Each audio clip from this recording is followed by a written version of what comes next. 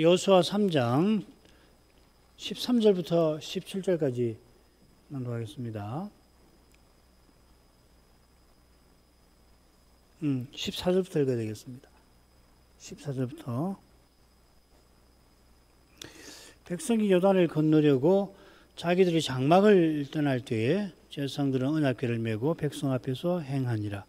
요단이 몸에 거두는 시기에는 항상 언덕에 넘치더라.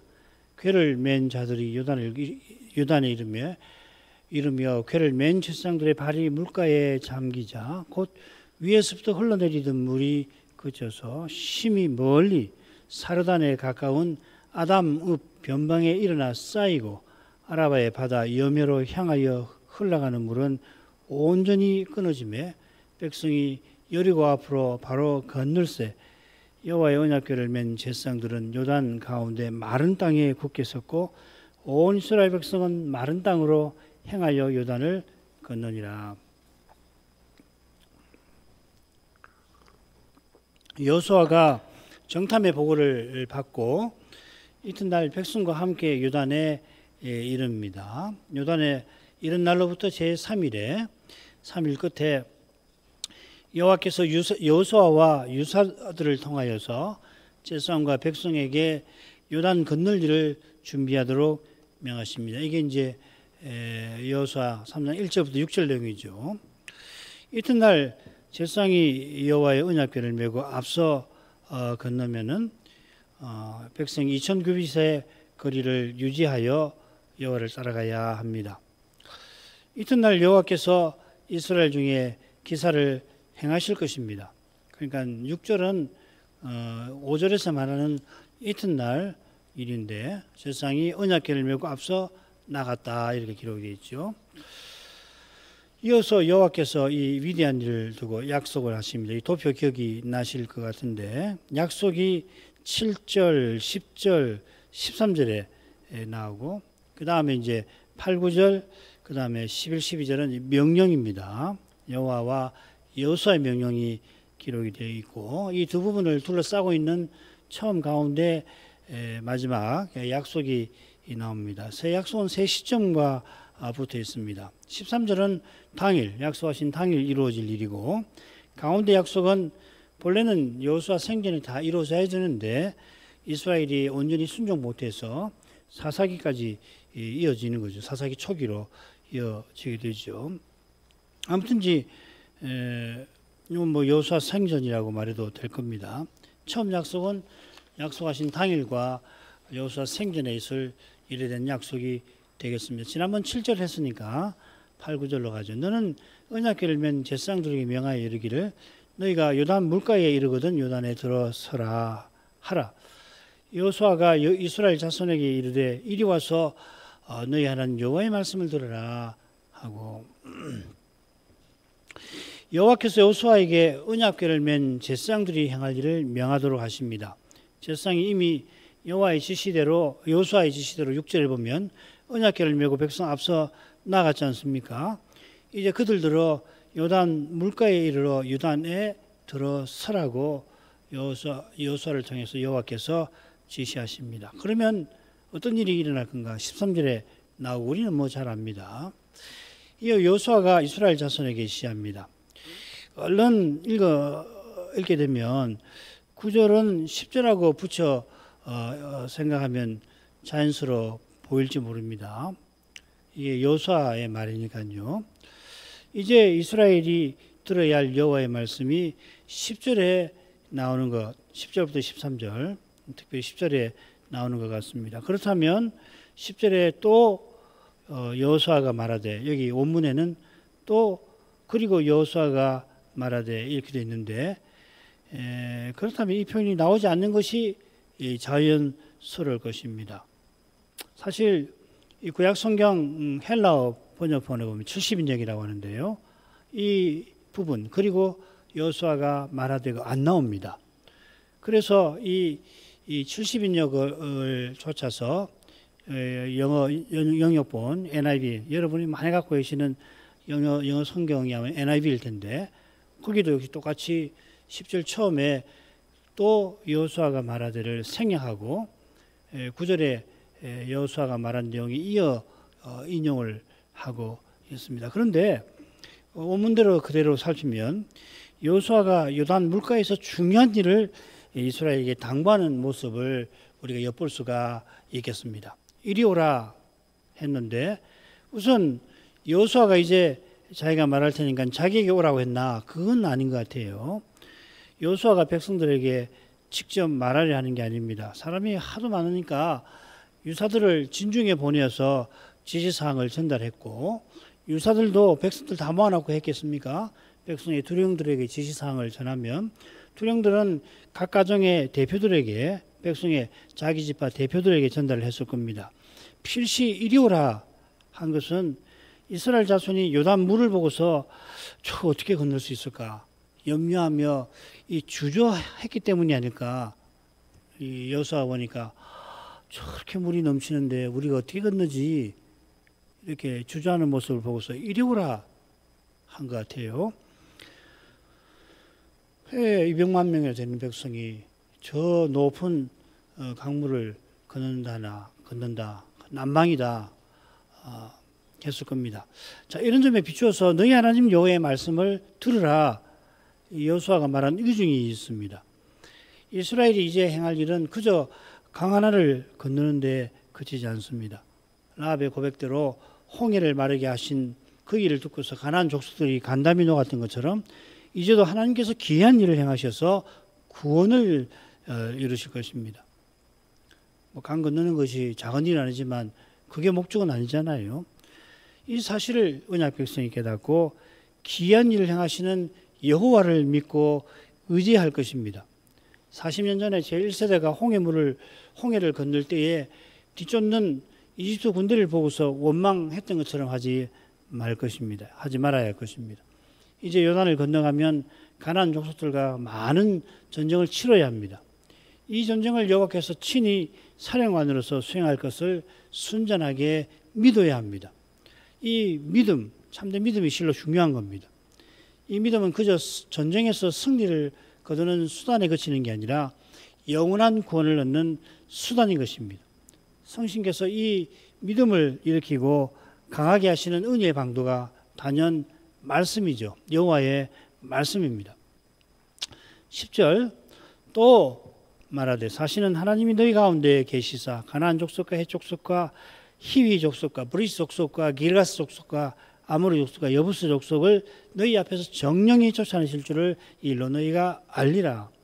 말씀드린 대로 또 여호수아가 말하되 하고서 이 책을 쓴 여호수아가 여호와의 말씀을 이어서 전합니다. 여호수아가 전한 말은 한글로 손을 따른 번역과 달리 이 일로 너희가 알리라 이렇게 시작됩니다. 이 일, 좀 더 정확히 이것인데 이것으로 너희가 알리라. 이게 뭘 가리키는가? 모든 사건을 알고 있는 우리 신약 신자들은 5절에서 여호수아가 말한 기사라는 단어를 떠올릴 거고 요단을 마른 땅처럼 건널 것을 즉각 생각할 것입니다. 그 10절에 말한 이것이 곧 13절에서 말할 그 일을 가리킬 것입니다. 이게 자연스럽긴 해요. 근데 이렇게 일단 생각하십시오. 근데 성경 읽어보면은 이게 뭘까? 이 일이 뭘 말하는 걸까? 의문이 사실 듭니다. 여호수아는 기적적으로 요단 건널 일을 먼저 밝히질 않고 아직 그 일을 구체적으로 알리지 않은 채로 13절 가서야 알리죠. 먼저 그 일의 목적부터 밝힙니다. 요단 건너는 일은 일종의 표적과 같은데 인생은 눈에 보이는 것에 휩싸이기 쉬워서 표적이 가리키는 본질보다도 표적의 희한한 능력의 마음이 빼앗길 수가 있습니다. 그러면 오병이어의 표적을 직접 경험하고도 그 신비한 떡을 먹고서도 결국 썩는 양식을 구했던 이스라엘처럼 될 수가 있는 겁니다. 주님께서 오병이어의 표적을 통하여서 하늘로서 내려오신 생명의 떡이신 주님을 보이셨습니다. 표적이란 말은 표가 되는 기적이란 말 아니에요. 기적인데 표시하는, 무엇을 표시하는 기적이 뭘 표시하냐면은 메시아를 표시하는 거죠. 그런데 수많은 사람이 고작 평생 배불리 먹기를 바라서 이 생명의 떡으로 오신 예수님을 자기네 왕으로 옹립하려 했습니다. 영원한 생명 대신 썩는 양식을 바란 것입니다. 영원히 섬길 주님을 외면하고서 평생 부릴 왕을 원했던 것입니다. 높이는 게 아니라 부리는 거죠. 먹는 거 제공하는 왕 말이에요. 이런 배경에 비추어서 여호수아가 요단 건너는 목적을 먼저 언급한 사실을 주목해야 할 것입니다. 여호수아는 그 목적이 무엇보다 사시는 하나님이 너희 가운데 계시는 것이라고 밝히 말합니다. 같은 약속을 여호수아에게 베푸셨습니다. 지난 시간 끝에 했죠. 여호수아에게 너와 함께하리라 약속하셨는데 사시는 하나님이 너희 가운데 계시리라 약속하신 것과 붙어 있습니다. 이것은 이미 오신 그리스도를 통해서 환히 드러났습니다. 하나님께서 그리스도와 늘 함께 하셨는데 이는 그리스도를 통해서 우리 가운데 늘 계시기 위함입니다. 여호수아가 사시는 하나님이라 부른 것처럼 요단 건너는 목적이 참된 생명을 받아 누리는데 그 생명이신 하나님을 가까이 하는 데에 있는 것입니다. 이런 교훈을 모두가 다 잘 받은 건 아닙니다. 예컨대 아간 사건에서 우리가 그렇지 못한 중요한 사례를, 심각한 사례를 살피게 될 것입니다. 우리와 언약 맺으신 목적은 하나님을 가까이 하고 하나님을 향하는 거기에 있는 겁니다. 그리고 그 길은 사람 대신 하나님, 그리스도께 있습니다. 이어 여호수아가 가나안 땅 얻게 하실 약속을 덧붙입니다. 가나안 7 족속을 너희 앞에서 정령이 쫓아내실 것이라 이렇게 되어 있는데요. 이 쫓아낸다 정확한 번역이긴 합니다만 이 낱말에는 원래 무슨 뜻이냐면 얻는다, 그래서 얻게 한다는 뜻이 있어요. 다른 데 보면은 쫓아낸다라고 되어 있지 않고 얻게 한다라고 새겨져 있습니다. 그러니까 7 족속을 이게 땅을 얻게 하려고 쫓아내시는 거죠. 중요한 것은 하나님께서 함께 하셔서 친히 쫓아내시는 사실입니다. 내가 쫓아내리라. 우리가 여호수아 둘째 대목에서 남부와 북부 전쟁을 이런 진리에 비추어서 살펴야겠습니다만 곧 살필 여리고 전투에서 이 사실이 생생하게 나타날 것입니다. 여리고에도 이스라엘이 전쟁에 나서긴 합니다만 사령관이신 여호와께서 친히 그 성을 허물어 버리십니다. 그러니까 여리고 백성이 이스라엘을 대적할 힘도 마음조차 사라지게 해버리셨죠. 그런 그들을 이스라엘이 가서 칼로 쳐서 이깁니다.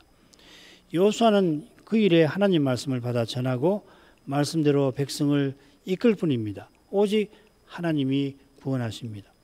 그리스도께서 사람으로서는 다윗이나 여호수아처럼 종으로서 하나님을 받들고 계십니다. 히브리서 10장 13절이 그것이죠. 그렇게 하시는 것은 아울러 우리를 위하심입니다. 그리스도처럼 변화받을 우리가 지금 그리스도를 본받게 하시는 것입니다. 그리스도를 본받는 거기서 우리의 구원이 이미 이루어져 가는 겁니다. 그러니까 사람 볼 때는 아무 일도 안 하고 가만히 주의 뜻을 찾으니까 뭐 보여주시지 않으니까 가만히 있는 거 아니에요. 주께서 뜻을 보이지 않으시니까 어떻게 해요? 기다리는 거죠. 무턱대고 기다리고 옆에서 볼 때는 좀 뭐 하는 사람인가? 그런 말을 들으시잖아요. 뭐 잘 믿겠다고 하고 사람이 봐서 건전하고 열심히 살려고도 하고 신앙생활도 열심히 하는데 가만히 아무 일도 안 하고 가만히 있는 것처럼 보이니까 대체 뭐 하는 사람이냐? 뭐 하고 있느냐? 옆에서 그냥 뭐라고 할 수가 있잖아요. 그러니까 그런 거 들으면은 정말 나는 뭐 하는 사람이지? 내가 이렇게 가는 것이 정말 맞는가? 의심이 들 수도 있어요. 그런데 거기서 구원이 이미 이루어져 가는 겁니다. 하나님을 기다리는 거기서 구원이 이루어져 가는 거예요. 하나님이 구원을 이루고 계시는 거라고요. 끝까지 주님의 뜻을 진심으로 구하고 그러면 하나님께서 반드시 알게 하시고 이루게 하시잖아요. 안 하니까 결국 좀 하다가 남들이 성경에서 그렇게 하라 보니까 하는 신용을 내다가 얼마만큼 하다가 그냥 중단해 버린단 말이에요. 힘들거든요. 사람으로 할 수 없는 일이니까 하다가 그냥 아이고 뭐 아닌가 보다. 그러기 전에 이미 마음에 그런 것이 다른 딴 마음이 있잖아요. 그 두길복이라는 거 아닙니까? 그렇게 안 하고 뭐 목숨을 걷어가시는 거지 어떡하겠나. 아무런 생각해도 뭘 해야 될지 모르니까 이러다가 주님이 나를 데려가시려고 하는 건가. 그런 생각이 들 수도 있어요. 그래도 데려가실 때 가시더라도 내가 주님만 믿고 살아야지, 주의 말씀대로만 살아야지, 그렇게 하는 거거든요. 그러면 그게 고난으로 될 텐데 그게 장차 주실 영광이 이루어지도록 하시는 겁니다. 온통 말씀을 거슬러 행하는 지금 이곳에서 말씀을 받들고 나가는 길은 당연히 고난의 길입니다. 그런데 그 고난이 영광을 이룬다고 사도는 교훈합니다. 그리스도와 함께하는 고난이라 그러겠죠. 11, 12절로 가겠습니다. 보라, 온 땅에 주의 언약궤가 너희 앞서 요단으로 들어가나니 이제 이스라엘 지파 중에서 매 지파에 한 사람씩 12명을 택하라.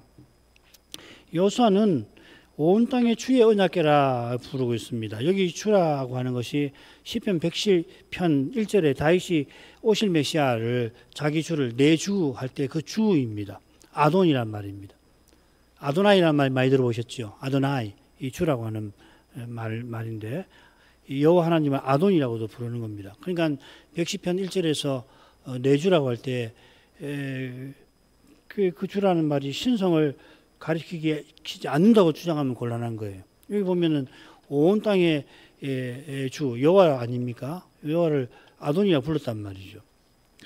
13절에도 그렇습니다. 거기는 온 땅의 주 여호와의 궤, 이렇게 이 주는 하나님을 표시하는 겁니다. 여기서는 여호와께서 가나안 땅만 아니라 온 땅을 다스리는 왕이십니다.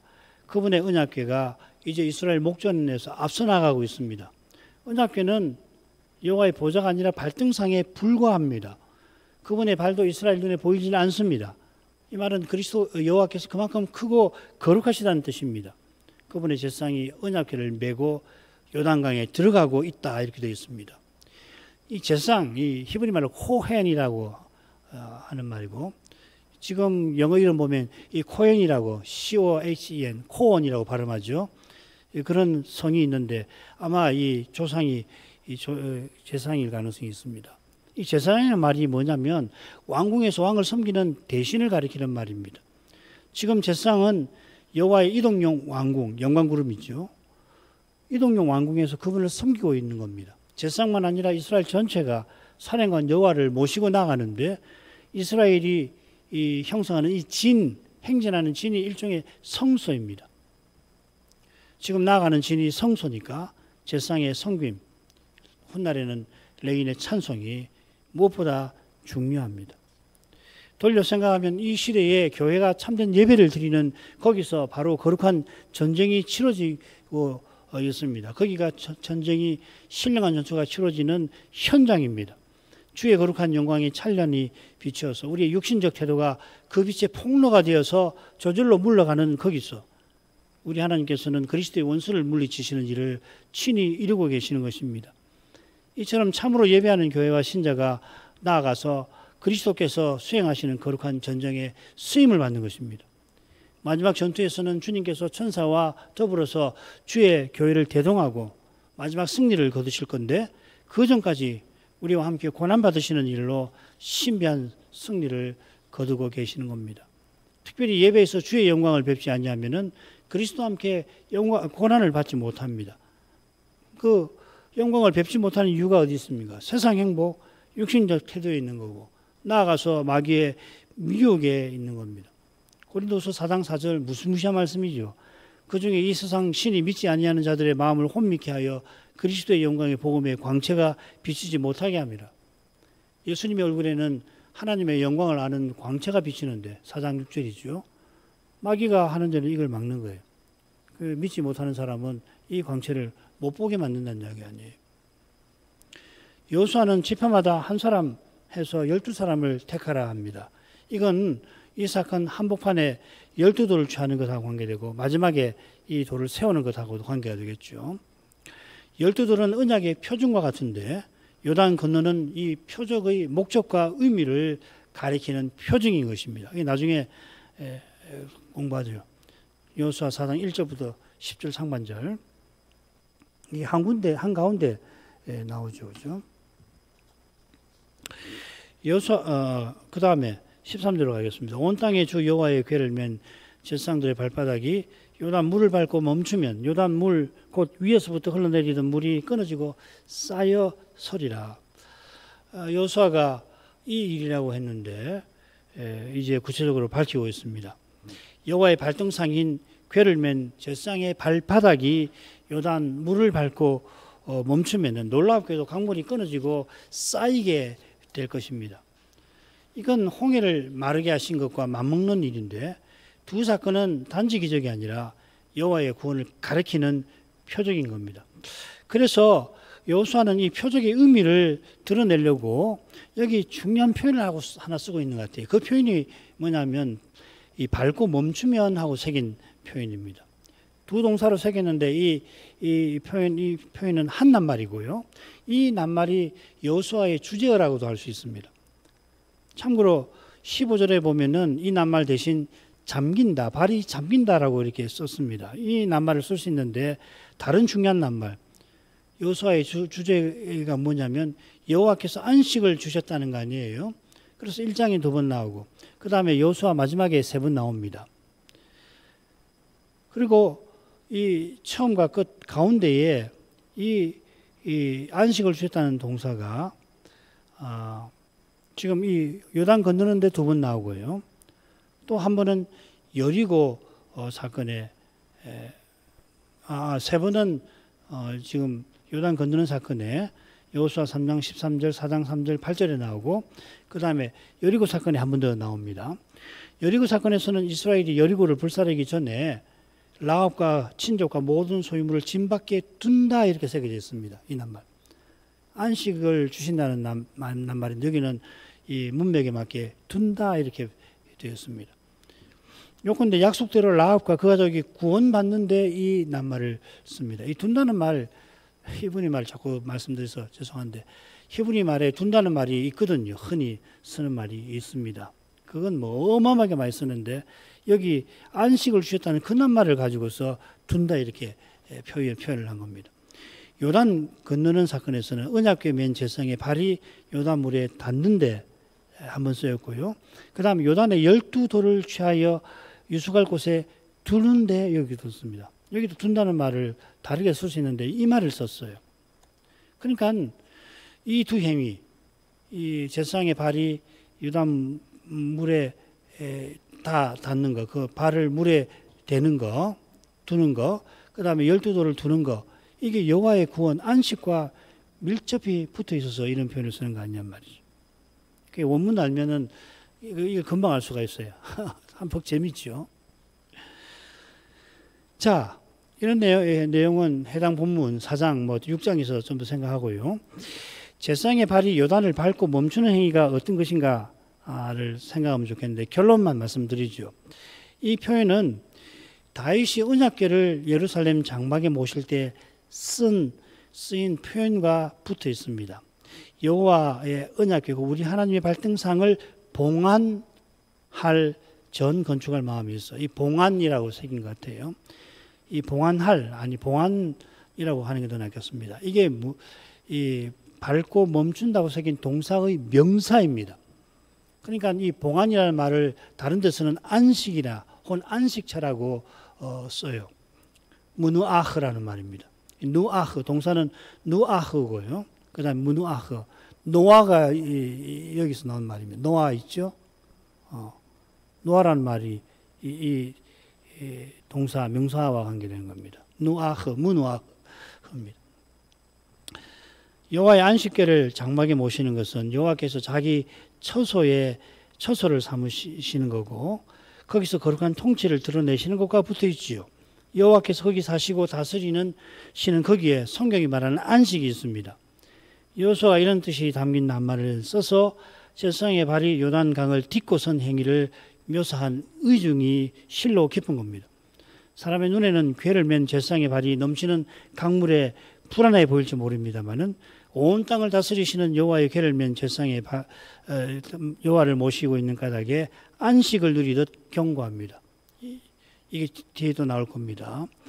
그들이 모신 여호와는 홍해를 밟고 거기 길을 내신 분이시죠. 만왕의 왕이신 하나님 앞에 엎드려 참된 예배를 드리는 교회는 그리스도 인도를 받아 역사의 길을 흔들림 없이 걸어갑니다. 사람 눈에는 그 걸음이 불안불안한 것 같아도 그 걸음을 주께서 친히 붙드시는 겁니다. 견고히.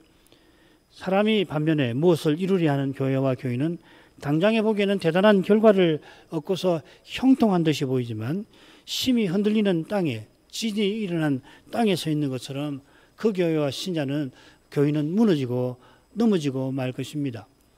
제사장의 발이 안식을 누리듯 요단강을 딛고 서 있을 때 요단의 물이 끊어질 것입니다. 끊어진 거기서 위에서부터 흘러내리는 물이 거대한 무더기를 이루며 설 것입니다. 자, 그 내용을 그 다음에서 보죠. 백성이 요단을 건너려고 자기들의 장막을 떠날 때에 제사장들은 언약궤를 메고 백성 앞에서 행하니라. 요단이 몸에 거두는 시기에는 항상 언덕에 넘치더라. 궤를 맨 자들이 요단에 이르며 궤를 맨 제사장들의 발이 물가에 잠기자 곧 위에서부터 흘러내리던 물이 그쳐서 심히 멀리 사르단에 가까운 아단읍 변방에 일어나 쌓이고 아라바의 바다 여매로 향하여 흘러가는 물은 온전히 끊어지매 백성이 여리고 앞으로 바로 건널새 여호와의 언약궤를 맨 제사장들은 요단 가운데 마른 땅에 굳게 섰고 온 이스라엘 백성은 마른 땅으로 행하여 요단을 건너니라. 여호수아가 지시한 대로 제사장들이 언약궤를 메고 백성 앞에서 행합니다. 한글 번역대로 그대로 하면 6절과 비슷하죠, 그죠? 14절이. 그런데 여호수아는 11절에 이미 제사장이 궤를 메고 요단에 들어가고 있다 밝혔습니다.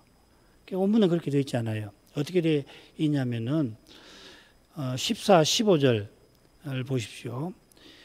이 백성이 장막을 떠나고 또한 궤를 맨 제사장들이 앞서 행할 때 또한 그들이 요단에 이르러 그 발이 물에 잠길 때 이렇게 되어 있습니다. 그리고 삽입구로 요단이 몸에 거두는 시기에는 항상 언덕에 넘치더라. 이렇게 삽입구가 되어 있습니다. 그러니까 14, 15절은 이 복문이라고 그러죠. 그죠? 복문의 부사절이고 영어 기억하시면 when 같은 거죠. 그죠? 그 다음에 16절은 귀결절입니다. 뭐 이러이러할 때 이러이러하였다. 그냥 부사절과 귀결절 사이에 삽입구가 하나가 있는 겁니다. 이미 일어난 일을 다시 언급하면서 어떻게 요단이 끊어지고 백성이 강을 건너는 것인가를 이제 설명하려고 하는 거죠. 자, 우선 백성이 장막을 떠날 때 이게 사실은 평범해 보이는데 주목해 볼 만한 표현입니다. 이 표현은 이스라엘이 요단 건너기 전에 자기 이 장막을 버렸다는 뜻은 아니겠죠, 그죠? 이 장막 천막이란 말 아니에요.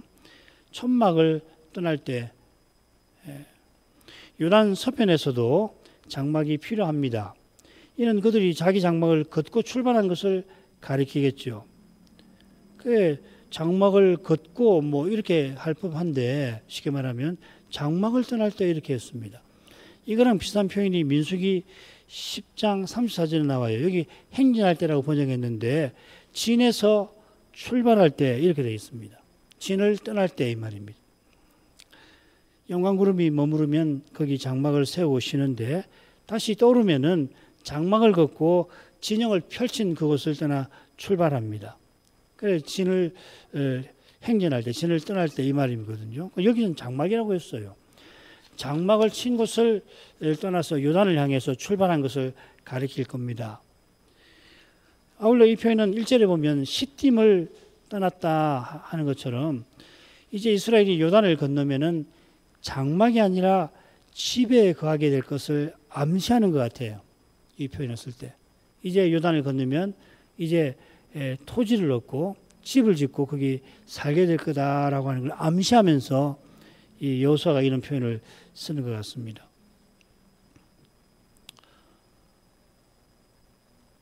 언약궤를 맨 제사장들도 백성과 함께 요단으로 가는데 앞서 가죠. 어문 설명하느라고 제가 그렇게 했는데 이 장막을 떠날 때에 그런 뜻이 있다는 것만 기억에 새겨두시면 도움이 되실 것 같습니다. 여호수아는 이제 일어날 일이 얼마나 놀라운 것인지를 보이려고 삽입구를 도입합니다.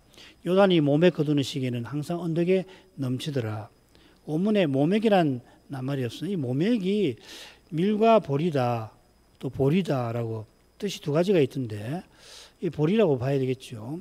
지금 성력으로 정월 10일이니까 초실절과 비슷한 시기죠. 초실절은 이 무교절 기간, 그러니까 정월 1월 15일부터 7일 동안이 무교절 아닙니까? 이 기간에 그 안식일 다음 날 주일 일요일이 되면은 보리 첫 단을 거두다가 드리는 절기 배웠죠. 그래서 원문은 추수의 시기 이렇게 되어 있습니다. 이 시기가 되면은 저기 북쪽 높은 헐문산에 눈이 녹아가지고서 물결이 형성이 되고 또 봄비가 내려서 요단 강물이 크게 분다고 합니다. 그래서 깊이는 3, 4m, 너비는 30m, 어떤 학자는 30m라고 그러고 어떤 학자는 100m까지도 된다. 그렇게 이야기를 해요. 그러니까 많은 백성이 이 건너기가 힘든 상황이겠죠. 그런데 궤를 맨 죄상의 발이 물가에 감참기자 예언대로 놀라운 일이 벌어집니다. 이 지도는 바로 이어서 설명할게요.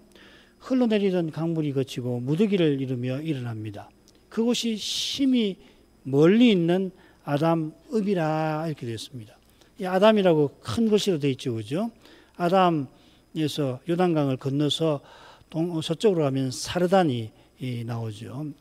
그리고 여리고가 사르단 밑으로 쭉 내려가면 여리고가 있고, 지금 이스라엘 백성은 여리고에서 정동쪽으로 이 요단강 물가에 지금 와 있습니다. 아담에서 쭉 밑으로 내려오면 그곳이겠죠.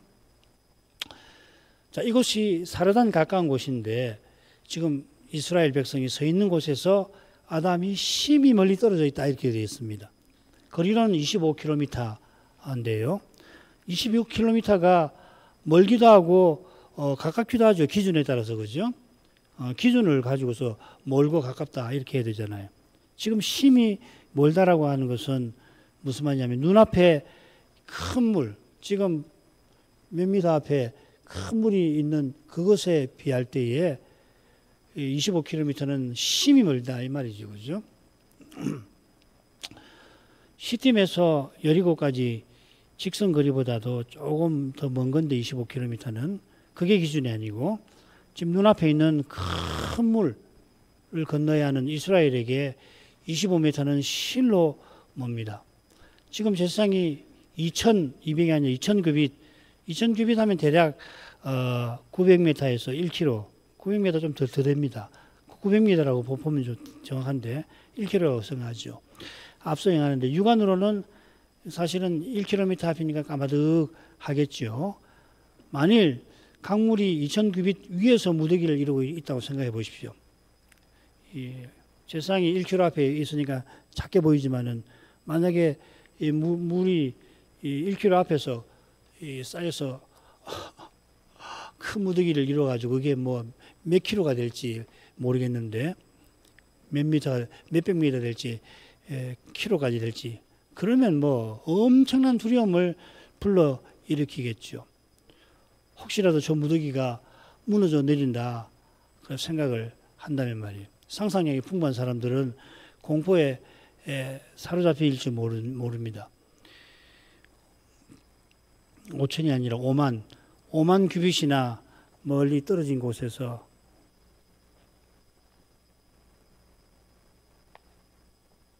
5만이 되겠죠, 그죠? 25배니까 5만 규빗이나 멀리 떨어진 곳에서 물 무더기가 쌓이게 하신 것은 이 공포에서 벗어나게 하려 하신 거고, 여호수아는 그것을 포착을 해서 심히 멀리 있는 아담읍이라 이렇게 표현을 했습니다. 백성이 요단을 건널 때 또한 제사장이 요단 가운데 마른 땅에 굳게 서 있다 했습니다. 어떻게 서 있었는지 굳게 서 있었다 여호수아가 표현합니다. 아까 제가 말씀을 드린 그것하고 관계가 되겠죠, 그죠? 제사장이 여호수아의 말씀을 의지하여 궤를 메고 서 있었던 까닭에 백성들에게 큰 안도감을 주었던 것을 드러내려 한 것 같습니다. 중요한 것은 마른 땅일 겁니다. 제사장의 발이 물가에 들어서자 강물이 25km 떨어진 곳에서 끊어졌으니까 남은 물이 계속 아래로 흘러내렸겠죠. 그 물이 다 흘러내리고 백성이 건넜을 겁니다. 한 탁월한 구약학자의 계산대로 계산을 따르면은 200만일에는 이스라엘이 다 지나는데 아마 하루의 절반이 12시간인지 하루의 절반이 걸린다 했습니다. 마른 땅은 그저 물기 없는 땅이 아니겠죠. 갈라진 홍해 가운데 펼쳐졌던 그 땅을 가리키는 표현입니다. 홍해 사이로 드러난 땅처럼 지금 이스라엘이 건너는 그 땅은 요단 강 사이에 강물 사이로 여호와께서 친히 드러나게 하신 땅입니다. 다음 시간에 좀 더 생각을 하도록 하겠습니다. 기도할 점을 읽겠습니다. 여호와께서 요수아를 쓰셔서 이스라엘이 마침내 요단을 건너게 하십니다. 요단 건너는 일도 놀라운 일이지만 그 목적은 실로 놀랍습니다. 요수아는 그 목적을 요단 건너는 백성들에게 분명히 일깨워 줍니다. 여호와께서 함께 하시는 극이 가나안 족속을 물려주시는 뜻이 있습니다. 그 뜻이 그리스도께서 우리와 함께 해주시는 데에서 성취되고 있습니다.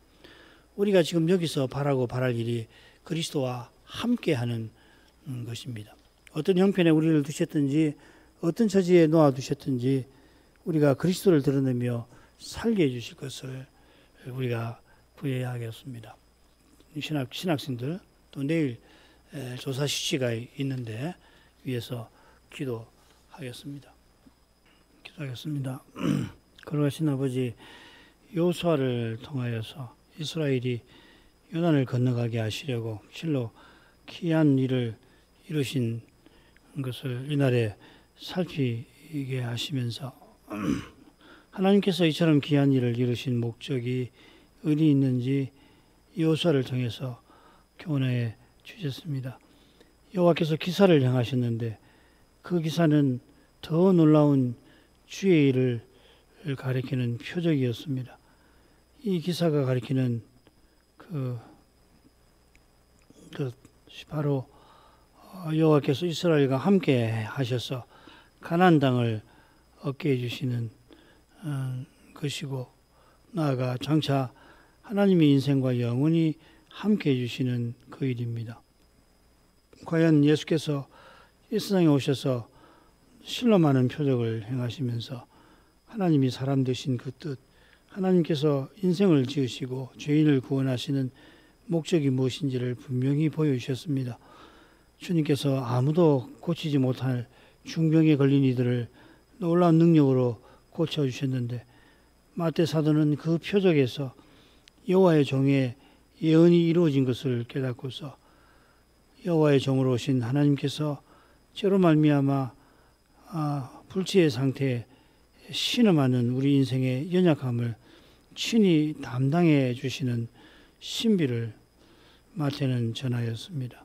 과연 여호와의 종께서는 자기 영혼을 속건제물로 하나님께 드리셨습니다.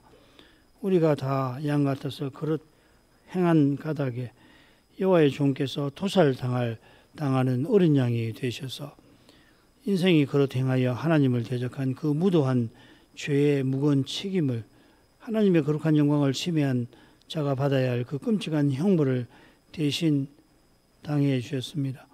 그처럼 그 십자가에서 속죄제물이 되셔서 하나님을 떠나 살던 이 부정한 인생이 그리스도를 통하여 다시금 하나님을 가까이 할 수 있게 하시고 하나님 뜻을 받들며 살게 하십니다. 하나님의 뜻을 받들고 사는 거기서 하나님 나라가 영원한 사회가 세워져 가게 하십니다. 심지어 이 영원한 제국은 그리스도가 그 안에 전부가 되시는 그런 사회가 되게 하십니다. 이 사회에 속하는 거기에 이 사회를 이루고 사는 거기에 쓰임받는 그것이 영원한 생명을 발휘하는 것임을 믿습니다. 하루를 살더라도 이렇게 사는 사람 주를 믿고 잠시 있다 세상을 떠나지만 귀 쓰임을 받았던 우편의 한편 강도처럼 그렇게 사는 이는 장차 그리스도와 같아져서 영원히 그리스도를 드러내며 살게 하실 것입니다. 이런 거룩한 뜻을 드러내시고 그 뜻을 깨우치시려고 예수께서 놀라운 표적을 행하셨지만 당시 유대인들은 표적이 가리키는 그리스도와 그분의 십자가 부활로 말미암아 세워지는 영원한 나라는 보질 못하고 눈에 보이는 희한한 현상에 사로잡혀서 그들의 마음이 육신의 욕망 채우는데 마음이 뺏기고 말았습니다. 오병이어의 놀라운 표적을 직접 경험한 이들이 예수님을 자기네 왕으로 옹립하면서 평생 먹을 걱정을 하지 않고 힘센 나라의 공격을 염려하지 않고 살려고 했을 뿐이지 영생에 떡으로 오신 주님께서 원하시는 삶은 아무런 관심이 없었습니다. 주님께서 그들이 썩는 양식을 구한다 하셨습니다.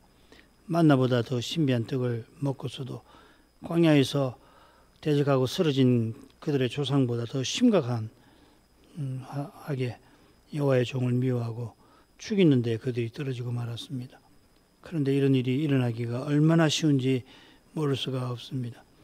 적그리스도가 등장하여서 당장이라도 온 인류가 염원하는 그 골치 아픈 문제들을 풀어주려고 줄 수 있을 것 같이 할 때에 그를 믿지 않을 수 없을 만큼 그가 기적까지 행하며 미혹할 때 그 미혹에 넘어가지 않을 자가 별로 없을 것 같습니다.